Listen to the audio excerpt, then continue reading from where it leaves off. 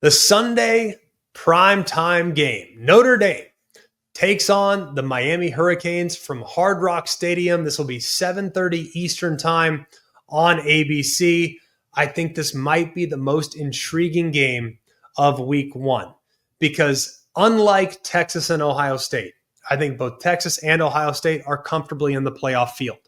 This is a game that we will absolutely be talking about on Selection Day when we are announcing the 12 college football playoff teams. The winner of this one has a game and a half advantage because of how much I anticipate this committee utilizing the head-to-head to determine those teams that might be seeded 8, 9, 10, 11, 12. This is also a rivalry renewed. It hasn't been played since 2017, so it's always great to see a rivalry game in week one. Let's start with Notre Dame and where they're at right now. I love their culture. I love their development. I love their continuity. I love this is a team that is rugged and blue collar. They emphasize physicality. They emphasize discipline. And they have done an incredible job of finding balance on both sides of the ball. They were top 5 in scoring offense, top 3 in scoring defense. Like we have seen this team do an awful lot over the last few years. I would expect no changes going into this year. The challenge is that they have to kind of sustain elite performance when they lost a lot of really good players to the NFL last year. And you have to replace a veteran quarterback. More on that position here in just a minute. Let's go to the Miami Hurricanes. They have kind of embraced an aggressive win-now approach, relentless recruiting by Mario Cristobal and his staff. Go out and get elite, ready-made talent to just plug and play into their starting lineup to elevate every single position on the field. They had the most explosive offense in 2024, but they were not good on defense. That was why they were ultimately left out of the college football playoff. A dramatic defensive overhaul on that side of the ball. They go out, they hire a highly regarded defensive coordinator in Corey Heatherman, and they have an influx of talent to reshape the defensive roster, especially in the secondary, a position of weakness a year ago. Let's go to the quarterback matchup. Let's start with the freshman, C.J. Carr. He is the quarterback of Notre Dame. He emerged as the starter after what was a highly scrutinized battle against Kenny Minchey. It goes down to a, quote, gut feeling, according to Marcus Freeman. I think it goes down to the potential upside long-term that C.J. Carr could potentially provide. This has been an offense that has long relied on game managers at quarterback. Nothing wrong with that. I think C.J. Carr can not just manage the game, but he could elevate the offense as he continues to get more comfortable in Mike Denbrock's system. On the other side, it's Miami's Carson Beck. Now, if you look at some of the games that Carson Beck has played in, whether it's SEC championship games, Orange Bowl appearances, he has seen the bright lights in the past, and he will again this season. He will again week one in his Hurricanes debut. Now, his career stats are off the charts, 68 career completion percentage, 7,900 passing yards, 58 touchdowns. He has done a lot over the course of his career. He's played a lot of football. Everything that you can throw at him, he's seen. So I did not expect him to be at all shocked or spooked by some of the things that Notre Dame might throw at him with their scheme and with their pass rush. Question number 1.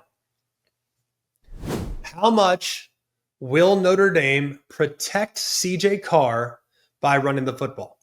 Now, Mike Denbrock is going to tailor an offense that is going to heavily emphasize continuity, and he does not want to put his young quarterback in compromising situations too early in the season.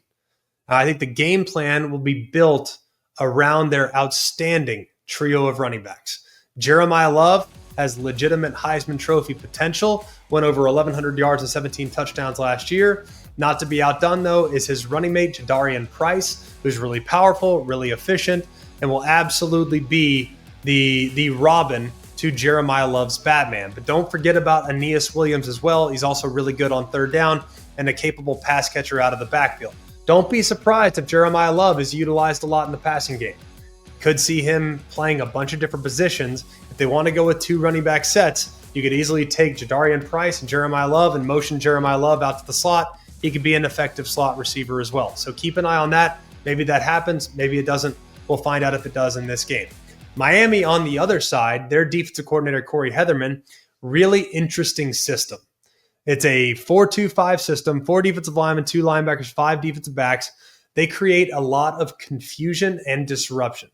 This system really does a great job of disguising coverages. They do a good job of moving in the pre-snap, and they also do a really good job of disguising pressures. Sometimes when they blitz, you don't even see it coming. They do a really good job of kind of covering things up.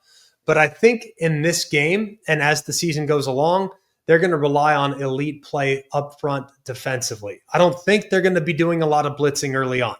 I think they know that their defensive end, Ruben Bain, is a potential first-round pick, and he is as disruptive as you could possibly want on the edge of the defense. They also have on the other side Akeem Mesidor, not to be outdone, and they have some really talented guys on the inside that they are very excited about. So we'll find out more how those guys match up as the game kicks off on Sunday night. Question number 2. How much chemistry does Miami's passing attack have in this game? Now, the chemistry building process was hampered by the fact that Carson Beck was unable to participate in spring camp. He was recovering from a torn UCL that he suffered at the end of the 24 season. They have a largely rebuilt receiver core, relying on a combination of really talented but somewhat unproven underclassmen. You also have some transfers coming in. You got JoJo Trader, you got CJ Daniels, you got Keelan Marion.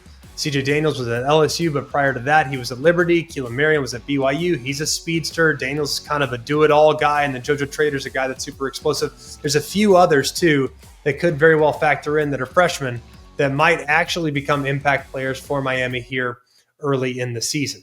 On the other side, the defense for Notre Dame, they lose Xavier Watts, they lose Benjamin Morrison to the NFL. Morrison was lost for most of last season, and the secondary really didn't miss a beat.